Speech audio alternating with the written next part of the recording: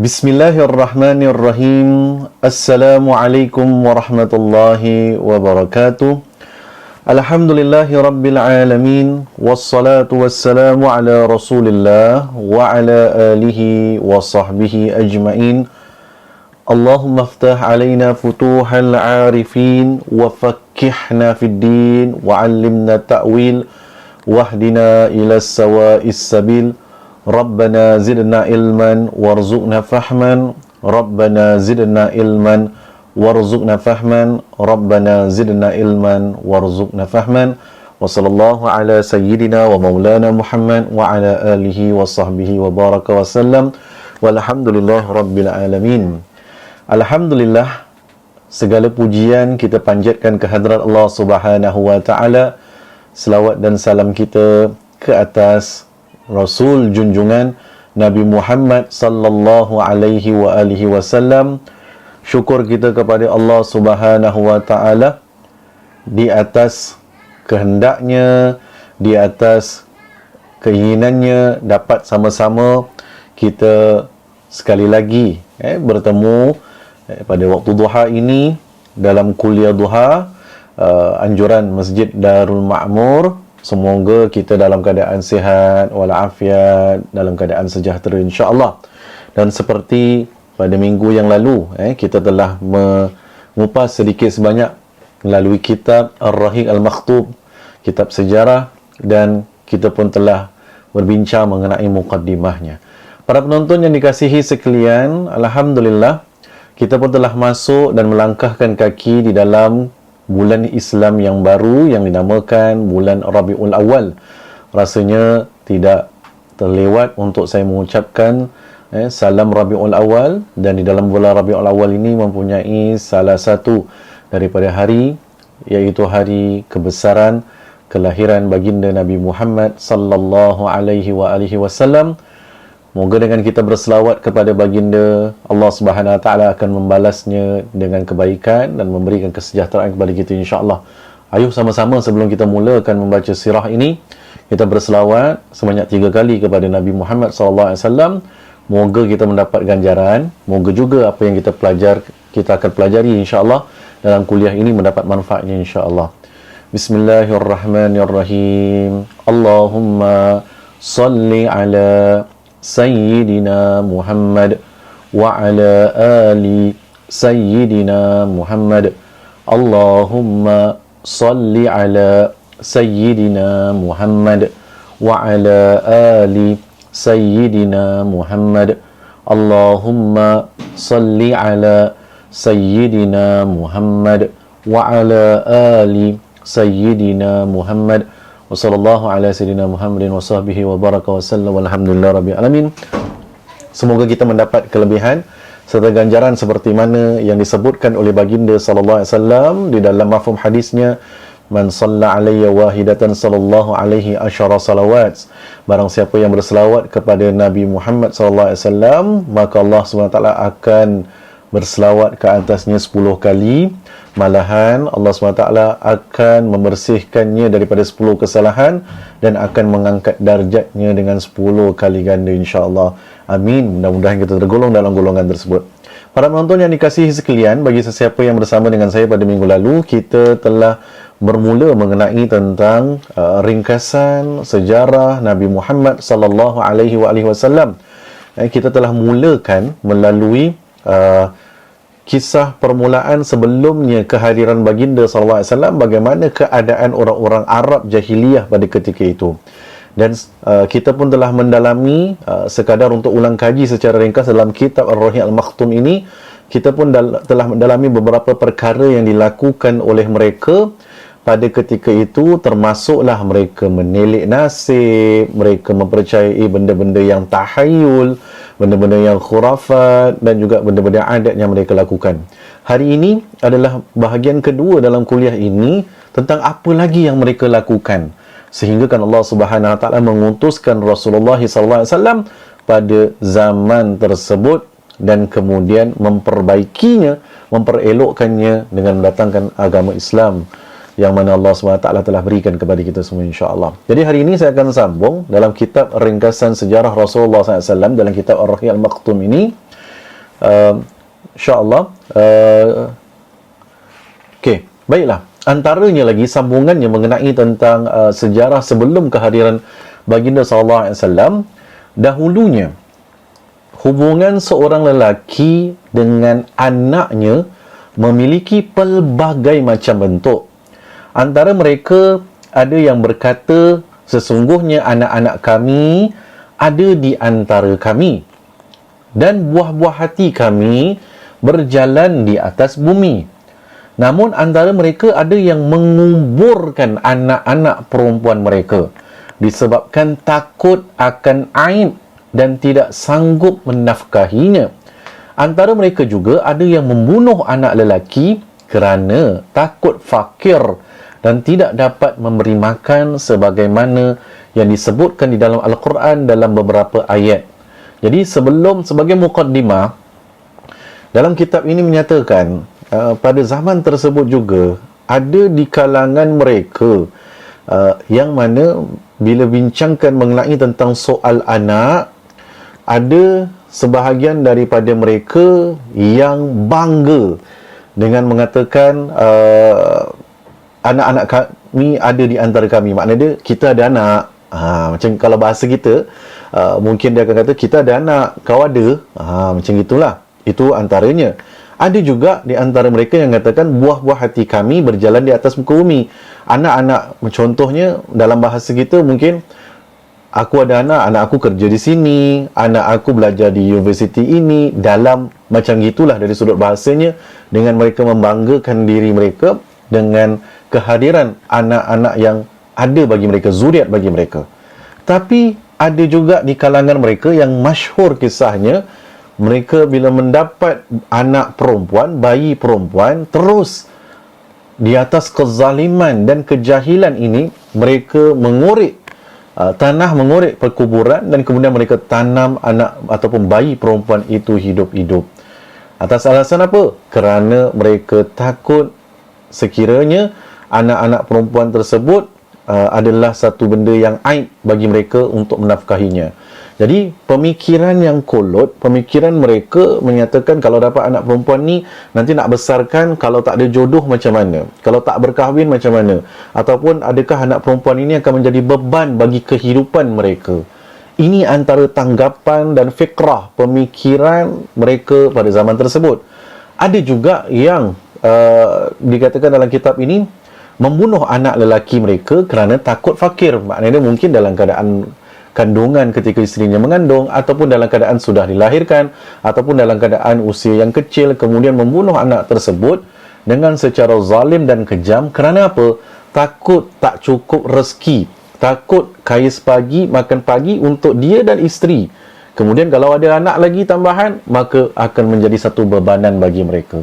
Ini semua perkara yang berlaku pada zaman sebelum datangnya baginda Nabi Muhammad SAW bagi orang-orang Arab ketika itu. Lihatlah, andai kata Allah Subhanahu Wa Taala tidak mengutuskan baginda sallallahu alaihi wasallam, andai kata Nabi SAW tidak kuat dan kukuh untuk menyampaikan agama kepada kita dan membasmi kezaliman tersebut, bayangkan andai kata perkara tersebut telah turun-temurun sampai kepada kita, pegangan tersebut, dapat anak perempuan ditanam hidup-hidup, dapat anak lelaki takut kalau tak cukup rezeki dibunuh dalam keadaan kezaliman.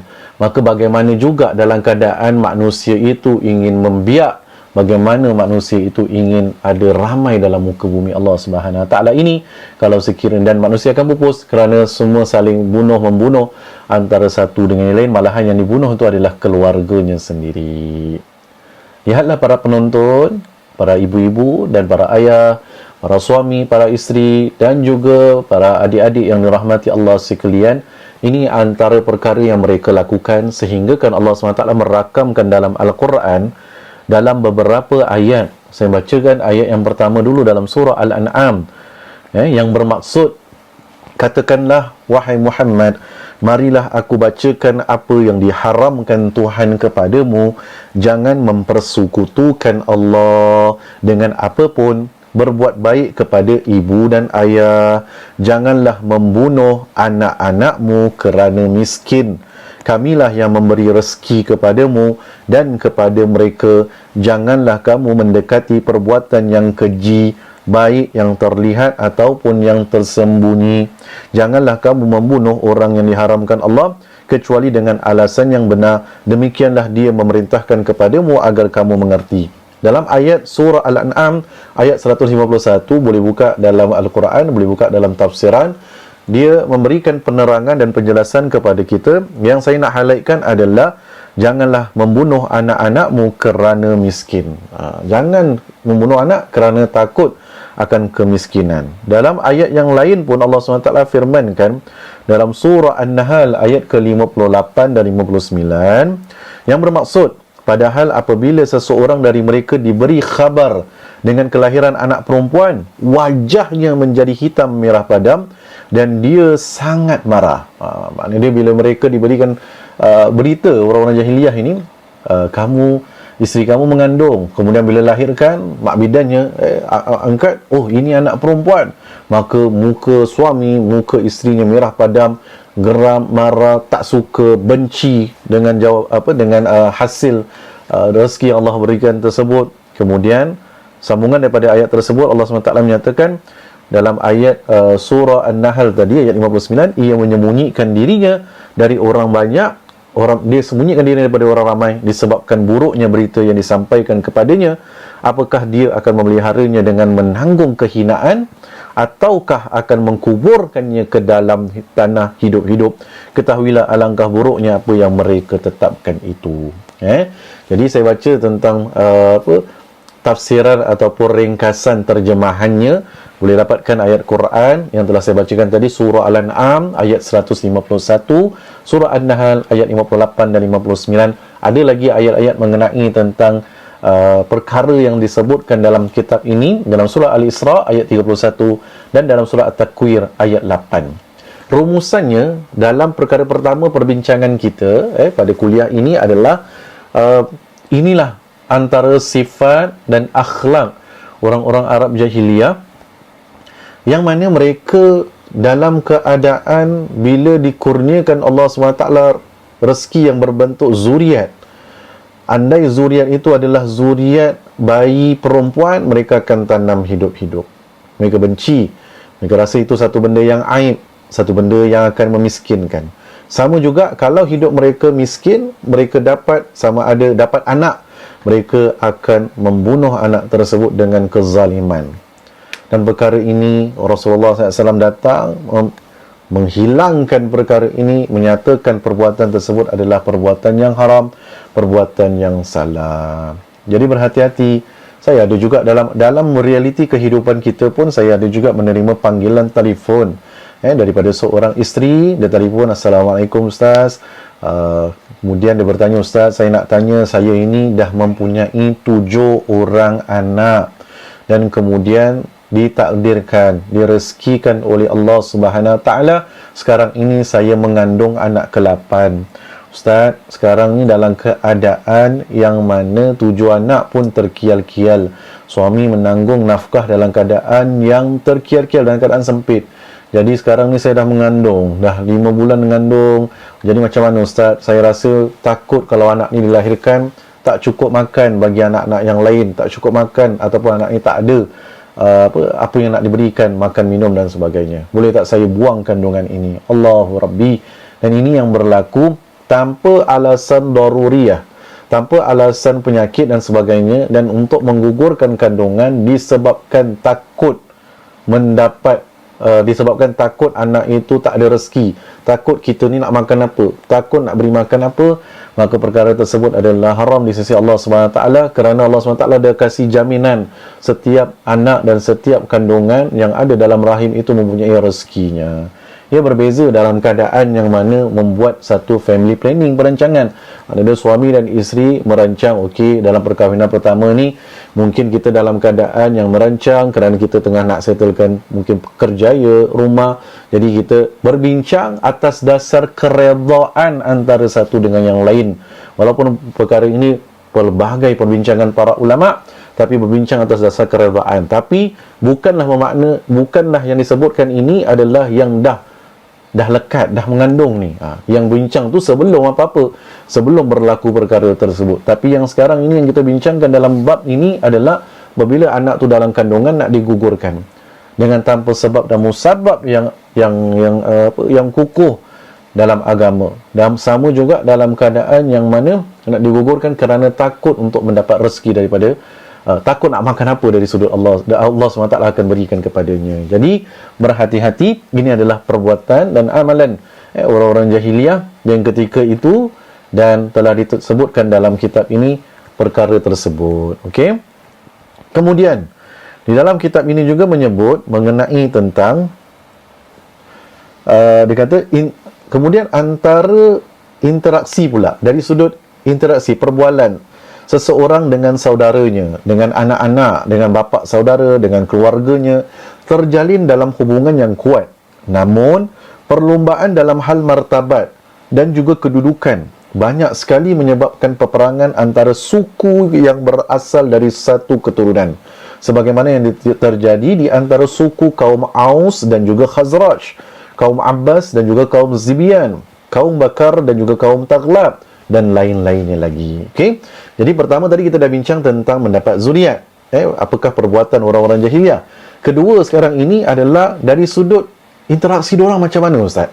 Kehidupan pada ketika itu macam mana? Dalam kitab ini menyatakan kehidupan mereka, interaksi mereka, pergaulan mereka antara ibu dengan ayah, antara anak dengan ayah, antara anak saudara dengan bapa saudara, maknanya dia hubungan kekeluargaan, hubungan dengan saudara mara amat akrab, tak ada masalah. Interaksi mereka amat baik. Tapi yang menjadi problem dalam hubungan baik ini adalah mereka sering berlumba-lumba dari sudut hal martabat. Siapa lebih tinggi martabatnya? Siapa hartanya lebih banyak? Siapa kedudukannya lebih hebat? Mereka suka compare antara satu dengan lain. Kalau zaman sekarang, mudah-mudahan tak berlaku kepada para penonton lah, tidak berlaku. Mungkin ada di kalangan orang yang berlumba, rumah siapa yang lebih besar, kemudian suami siapa yang kerja lagi hebat, kemudian anak-anak siapa yang belajar lebih pandai, kemudian mempunyai zuriat berapa ramai, kemudian dah ada cucu. Kalau belum ada cucu, aku dah ada cucu. Jadi apa kata orang tu, membeza-bezakan antara satu dengan yang lain. Aku mempunyai kenderaan, kau tak ada. Aku mempunyai barang kemas sampai sini, kau tak ada. Perkara tersebut jadi satu perlumbaan bagi mereka tentang kedudukan, tentang darjat, tentang harta. Hubungan keakraban baik, tapi bila jumpa je, confirm mereka akan compare antara satu dengan yang lain tentang kedudukan mereka. Jadi perkara tersebut compare je satu masalah.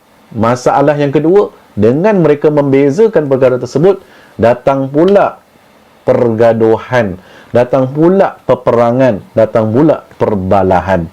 Dan perkara ini Allah SWT sebutkan dalam Quran, dalam surah yang sering kita baca, yang mana dalam surah At-Takatsur, Bismillahirrahmanirrahim, Alhaakumut takatsur, kan Allah SWT firmankan dalam ayat pertama, kamu telah dilalaikan daripada mengerjakan amal bakti oleh perbuatan berlumba-lumba untuk mendapat dengan sebanyak-banyaknya harta benda, anak pinak, pangkat dan juga pengaruh dan darjat.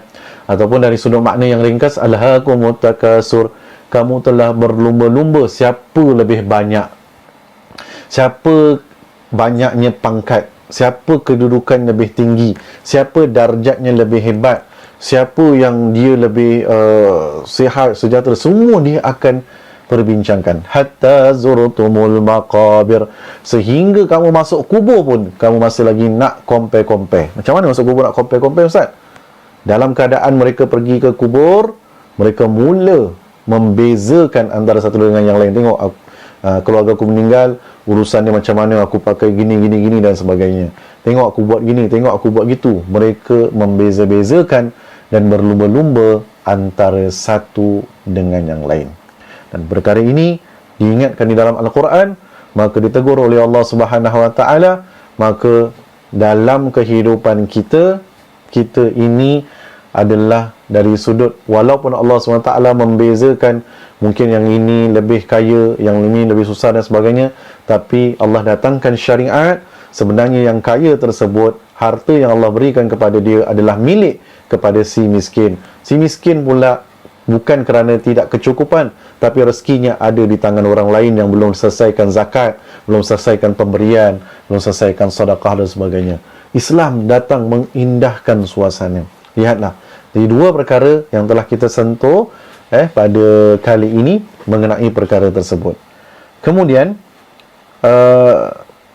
menjelaskan lagi, keadaan sosial mereka sangat lemah dan juga buta. Kebodohan telah melampaui batas, khurafat ketika itu telah bermaharajalela. Manusia hidup seperti haiwan. Na'udzubillah. Perempuan dijual dan juga dibeli. Mereka menjual wanita, tidak menghargai wanita, mempermainkan wanita dan tidak mengangkat darjat seorang wanita. Allah Subhanahu Wa Taala mengutuskan Rasulullah SAW mengangkat darjat wanita, sehingga kan Allah Subhanahu Wa Taala turunkan dalam Al-Quran ada surah An-Nisa untuk angkat darjat wanita menjadi darjat yang sangat tinggi. Jadi ini kehidupan mereka. Kemudian dalam kitab ini pun mengatakan malah kadang-kala diperlakukan seperti harta benda. Maknanya perdagangan mereka, jual manusia dilakukan seperti bisnes, menjual manusia antara satu dengan yang lain. Mungkin ada juga pada zaman sekarang sekelintir yang menjual manusia, tapi perkara tersebut pada zaman sebelum datangnya Rasulullah SAW, perkara tersebut dah bermaharajalela. Rasulullah datang tekankan perkara ini tidak dibenarkan, dan sekarang pun kalau ikut zaman sekarang pun buat perkara tersebut adalah benda yang salah di sisi dalam undang-undang maupun di dalam agama kita. Manusia itu bukanlah satu barang ataupun alat untuk diperdagangkan. Kemudian hubungan antara umat terpecah dan juga lemah. Setiap pemerintahan yang ada keinginannya hanya memenuhi harta simpanannya dengan harta-harta rakyat, atau membawa mereka kepada peperangan yang disebabkan oleh permusuhan. Maknanya dia mereka ada yang menguasai, ada pemerintahan tidak menjalankan amanah, tidak berlaku adil dengan baiknya, yang dibuat hanyalah untuk ambil harta rakyatnya disimpan untuk kesenangan dia, keluarga dia dan kekayaan kehidupan dia. Kemudian tapi dia kata, kemudian ekonomi pula. Adapun keadaan ekonomi selari dengan situasi masyarakat yang dapat kita lihat melalui cara hidup bangsa Arab. Perdagangan merupakan sarana yang paling besar untuk memenuhi keperluan hidup. Ekspedisi dagang tidak akan mudah jika tidak ada keamanan dan keselamatan. Keamanan dan keselamatan tidak wujud di Jazirah Arab kecuali pada bulan-bulan haram. Pada bulan-bulan inilah diadakan pasar-pasar Arab yang terkenal seperti Uqas, Zilmajar dan Majnah dan juga sebagainya. Jadi orang-orang Arab ini dari sudut ekonomi pula, macam mana mereka menjana ekonomi macam zaman sekarang? Banyak kan ekonomi dari sudut perdagangan, bisnes. Sekarang dah ada transportation, penghantaran makanan, memandu online, bisnes dan sebagainya, dah macam-macam. Zaman dulu dari sudut perdagangan mereka lebih cenderung kepada mengenai tentang ekonomi perdagangan. Jadi ada dalam ekonomi perdagangan ni Allah SWT pun telah sebutkan di dalam surah Quraisy. Allah Subhanahu wa taala firmankan, Bismillahirrahmanirrahim, liilafi Quraisy, iaitu bermakna kerana kebiasaan orang-orang Quraisy, ilafihim rihlatash syita'i was-sayf, kebiasaan mereka itu berpergian musim dingin dan juga musim panas. Jadi satu benda ekonomi mereka adalah mereka berniaga dan mereka bermusafir pada musim sejuk dan juga pada musim panas. Ila fi imrata syita'i wa sayf falyabudu rabb hadzal bait, maka hendaklah mereka sembah Tuhan rumah ini, yang mana rumah itu adalah Allah Subhanahu wa taala azza wa jalla, Tuhan yang mana menjaga Baitullahil Haram. Kisah Quraisy ini saya habiskan dulu lah dan kemudian yang keempat, alladzi at'amahum min ju'in wa amanahum min khauf, yang dia yakni Allah memberi makan dari kelaparan dan juga dia yang ini amankan daripada ketakutan. Dalam ayat surah Quraisy ini dah menggambarkan bagaimana menjadi satu norma orang-orang Arab jahiliyah, mereka akan berniaga dengan bermusafir pada musim dingin, pada musim panas. Tapi dalam masa yang sama, Allah Subhanahu Wa Taala memberikan teguran kepada mereka untuk menyembah Allah Subhanahu Wa Taala, Tuhan yang mana telah memberikan musafir mereka tu dalam keadaan yang aman, dalam keadaan yang Allah yang mengizinkan untuk memberi makan kepada mereka. Surah ini kalau kita baca dalam tafsiran, seperti Sayyidina Umar bin Khattab radhiyallahu anhu, bila Sayyidina Umar bila dia mengimamkan salat, dia akan baca surah Al-Fil, kemudian terus dia langsung lepas surah Al-Fil dia langsung terus kepada surah Quraisy. Kenapa? Kerana ada rentetan daripada surah Al-Fil dengan Quraisy, yang mana pada peristiwa Al-Fil ataupun pada peristiwa tentera bergajah Abraha yang mereka ingin menyerang Kaabah ketika itu, yang menyelamatkan mereka adalah Allah Subhanahu Wa Taala. Jadi kalau Allah Subhanahu Wa Taala tidak memberikan keselamatan dan perlindungan kepada mereka yang berada di kota Mekah, maka mereka pun nak buat perdagangan, mereka pun nak berniaga, mereka pun tidak akan dapat keamanan, dan mereka pun akan, bila nak buat sesuatu dalam keadaan yang khauf, dalam keadaan yang takut. Dalam masa yang sama juga, bagaimana mereka nak kata orang tu buat ekspor, bukan aja import tapi ekspor barang-barang mereka keluar kawasan kota mereka. Jadi dari sudut ekonomi mereka punya perwatakan mereka adalah dari perspektif yang mereka suka berniaga. Cuma tak ada masalah Ustaz benda ni, cuma masalahnya adalah dalam perdagangan mereka ada bentuk kezaliman, ada bentuk penipuan, ada bentuk penimbangan yang tipu, kan, wailun lil mutaffifin, kan, celakalah bagi mereka yang menipu untuk menimbang barang mereka. Ada penipuan dalam perniagaan, ada juga dari sudut memakan riba dengan secara kasar, dan macam-macam lagi lah yang mereka lakukan dari sudut muamalat mereka. Maka Nabi Muhammad SAW datang, Allah SWT mengutuskan Rasulullah membersihkan dan memberikan dari sudut muamalat, perdagangan, hubungan tersebut untuk dibentas dan diletakkan dalam hukum-hukum Islam untuk berlaku adil kepada semua. Okey? Dan begitulah antara perkara yang mereka lakukan. Tapi dalam kitab ini kata, walaupun demikian, di samping hal-hal tersebut, mereka juga ada di kalangan mereka yang memiliki akhlak yang baik, yang jarang ada pada manusia, seperti dermawan dan orang yang mulia. Maknanya, ketika itu teruk sangat kezaliman yang terlalu berleluasa, bermaharajalela dengan benda-benda yang tak elok. Tapi kata dalam kitab ini kata, ada juga segelintir yang mana sifat mereka itu ada yang baik, yang tak ada dalam majoriti manusia. Kalau kita contoh zaman sekarang, kita buat kebaikan, kita mengukir senyuman dengan jiran, mengambil berat dengan jiran tetangga, kan, berlaku baik dengan keluarga, kan, membesarkan anak dalam keadaan apa cara sekalipun dari sudut benda yang halal, dengan tidak melakukan benda-benda yang seperti tadi, membunuh dan sebagainya. Tapi benda itu adalah normal. Maknanya kita buat benda yang baik dekat dalam dunia ni adalah satu normal. Tapi kalau kita tengok orang yang buat benda yang jahat, itu adalah minoriti, benda yang macam kenapa dia buat jahat, ni kan jahat. Maknanya kita dapat nampak benda tersebut. Tapi untuk pada tahun ataupun pada ketika kehidupan mereka itu, membuat perkara kezaliman tersebut adalah benda yang normal. Buat akhlak yang baik pula adalah benda yang minoriti, yang sikit. Jadi kat sini dia kata, ada juga mereka yang segelintir mereka yang berakhlak mulia. Apa mereka buat, Ustaz? Mereka menjadi orang yang dermawan dan orang yang mulia, orang yang dermawan, menepati janji, ada juga optimis dan juga kuat kemahuan. Enggan pula menerima penghinaan dan penganiayaan.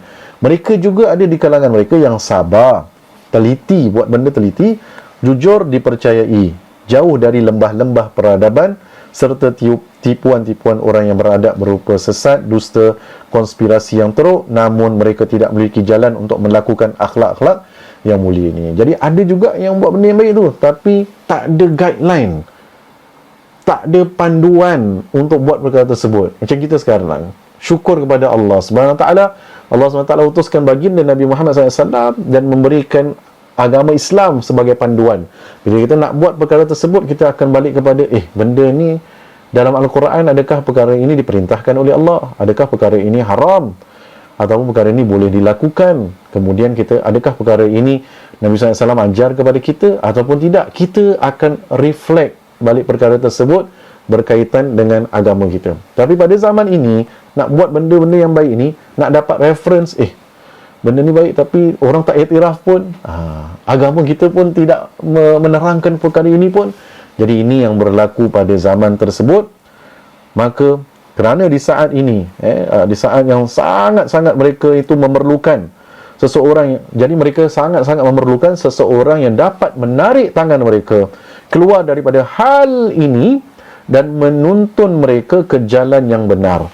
Jadi Allah Subhanahu Wa Taala pun mengutuskan baginda Nabi Muhammad sallallahu alaihi wasallam untuk tarik mereka daripada kegelapan menuju ke cahaya yang terang dan daripada kehancuran kepada kebahagiaan. Rasulullah SAW pun membawa amanah ini hingga memperbaiki kesalahan-kesalahan sejarah dan mengubah arah hidup dan lembaran-lembaran mereka.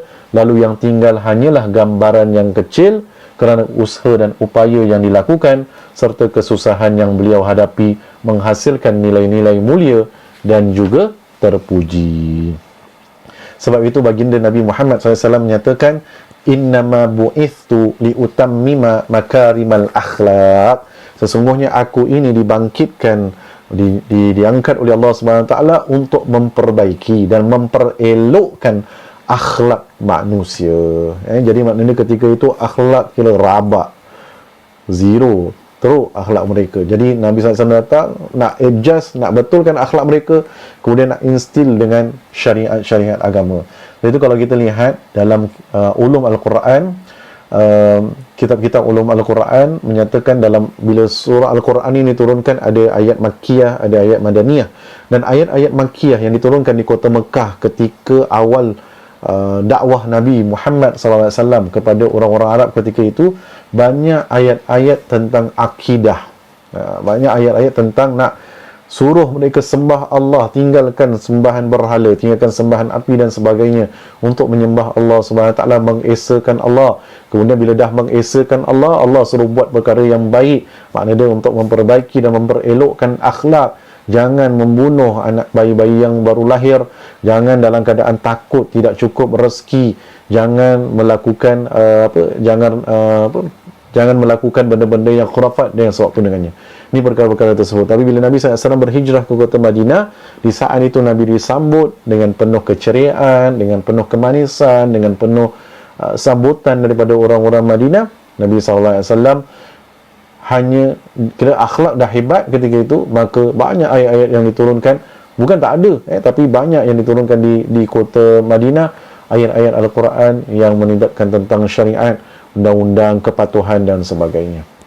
Jadi para penonton yang dikasihi sekalian, jadi itulah beberapa perkara daripada minggu lepas kita telah mendalami beberapa perkara mengenai tentang zaman jahiliyah, dan begitu juga yang sekarang ini adalah bahagian kedua, dan juga selesai sudah dari sudut permulaan secara ringkasnya sebelum datangnya Rasulullah SAW dan macam mana keadaan begitu teruk ketika itu, sehinggalah Allah Subhanahu Wa Taala mengutuskan Rasulullah SAW sebagai Rasul yang untuk memperelokkan perkara tersebut. Dan kita bersyukur kepada Allah Subhanahu Wa Taala kerana Allah Subhanahu Wa Taala telah meletakkan kita dalam golongan yang terpilih menjadi umat Nabi Muhammad sallallahu alaihi wasallam.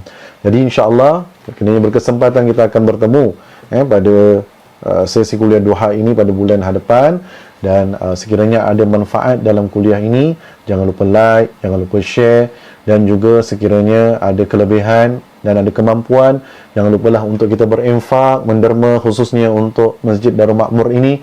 Semoga apa yang kita berikan dan apa yang kita sumbangkan, Allah SWT memberikan balasan yang besar kepada kita kerana kita memberikan sokongan untuk dakwah ini diteruskan insya-Allah. Jadi mudah-mudahan kita tutup dengan baca suratul Fatihah dikhususkan kepada junjungan mulia baginda Nabi Muhammad sallallahu alaihi wasallam. Al-Fatihah ini kepada kedua ibu dan ayah kita yang masih hidup ataupun yang telah pergi meninggalkan kita. Semoga Allah Subhanahu wa taala merahmati mereka dengan kasih sayangnya. Al-Fatihah ini kepada pasangan kita, kepada zuriat kita, kepada ahli keluarga kita. Moga Allah SWT menghiasi rumah tangga kita dengan sakinah, mawaddah, warahmah. Dan Al-Fatihah ini kepada sesiapa di kalangan kita yang sedang dalam keadaan sakit. Semoga Allah SWT berikan kesembuhan kepada kita semua, diberikan syifa kepada kita semua, diberikan perlindungan kepada kita daripada wabak yang sedang menular ini. Dan begitu juga kepada sesiapa yang sedang diuji oleh Allah SWT. Mudah-mudahan segala ujian tersebut Allah lembutkan dengan taufik dan hidayahnya. Bagi sesiapa yang meletakkan di dalam komen-komen doa selamat maupun meminta sesuatu hajat, niatkan sekarang ini. Semoga Allah SWT mendengar segala permintaan kita. Moga dengan barakah surah Fatihah ini Allah SWT mempermudahkan kita mencapainya, insya-Allah. Bagi mereka yang bersedekah, berinfak, khususnya untuk masjid Darul Ma'mur ini, semoga Allah SWT melapangkan pintu rezekinya dengan seluas-luasnya, insya-Allah. Allahumma amin ya rabbal alamin. Ala niyatil qabuli minallahi jalla wa ala wa istighfar fi qalbi Rasulillah sallallahu alaihi wa alihi wasallam. Kullu ala hazihi niyyah liqada'il hajah salihah. Al-Fatihah. A'udzu billahi minasy syaithanir rajim. Bismillahirrahmanirrahim. Alhamdulillahi rabbil alamin. Ar-Rahmanir-Rahim. Maliki yaumiddin.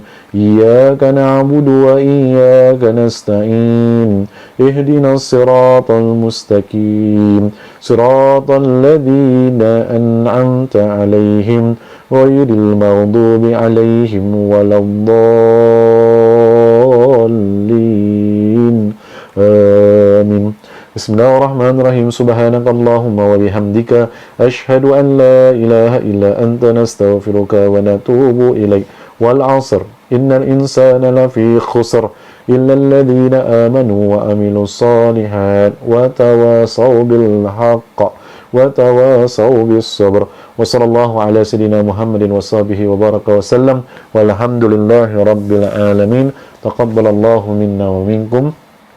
Yang baik datang daripada Allah Subhanahu wa taala, yang silap dan salah serta kekurangan datang daripada diri saya yang lemah ini. Aqulu qauli hadza wa astaghfirullah li wa lakum. Wassalamu alaikum warahmatullahi wabarakatuh.